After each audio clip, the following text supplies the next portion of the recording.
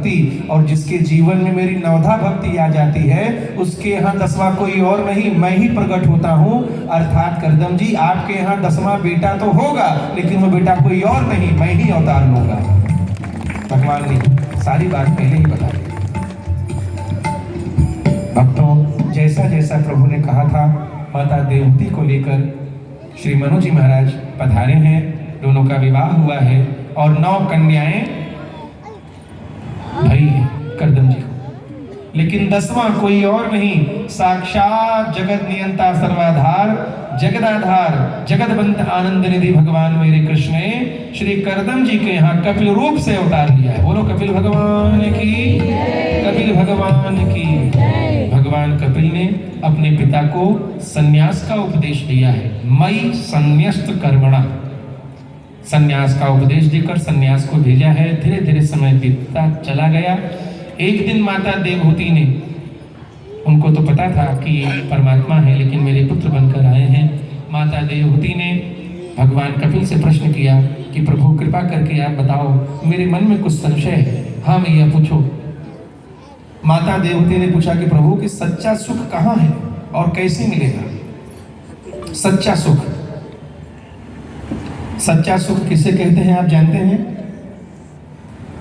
देखिए, अगर सच्चा सुख कोई कहेगा तो डाउट होता है कि क्या झूठा सुख भी है जो सच्चा सुख बोलने की जरूरत पड़ी? समझ रहे हैं कि नहीं आप? बोलो ना, समझ रहे हैं ना भाई? खाली सुख कहा होता तब शंका नहीं होती, लेकिन सच्चा सुख अगर कहा जा रहा है तो इसका मतलब झूठा सुख भी होता है, तभी तो सच्चा सुख बोलने की जरूरत पड़ी है कि नहीं? तो अब बताइए, सच्चा सुख किसे कहते हैं? सच्चा सुख क्या होता है और झूठा सुख क्या होता है? सुनिए, ऐसा सुख जो कभी ना कभी खत्म होने वाला हो उसे कहते हैं झूठा सुख, और ऐसा सुख जो कभी खत्म ना हो उसे कहते हैं सच्चा सुख, है ना? किसी की पत्नी बहुत सुंदर है, बड़ा सुख मिलता है। पति बड़ा सुंदर है, बड़ा सुख मिलता है। बहुत ज्यादा पैसा है, बड़ा सुख मिलता है। बहुत मान सम्मान है, बड़ा सुख मिलता है। लेकिन कितना दिन? जहां 60-70 साल का पति हुआ, पत्नी हुई, शर्ट एंड पैंट गायब, सारी सुंदरता विश्राम। तो इसका मतलब ये सच्चा सुख नहीं है। अच्छा, पैसा को सब कहते हैं कि पैसा ही सब कुछ है, चलो इसको भी देख लिया जाए कि पैसा में सुख है। लेकिन एक बात बताइए, किसी के पास कितना भी धन हो जाए जो कभी खत्म ही ना हो सके, लेकिन धन खत्म नहीं होगा, उसकी आयु तो खत्म हो रही है। तो आयु खत्म हो गई तो धन रहने के बाद भी कोई मतलब है? सब यहीं कहीं रह गया। तो ये भी सच्चा सुख नहीं है।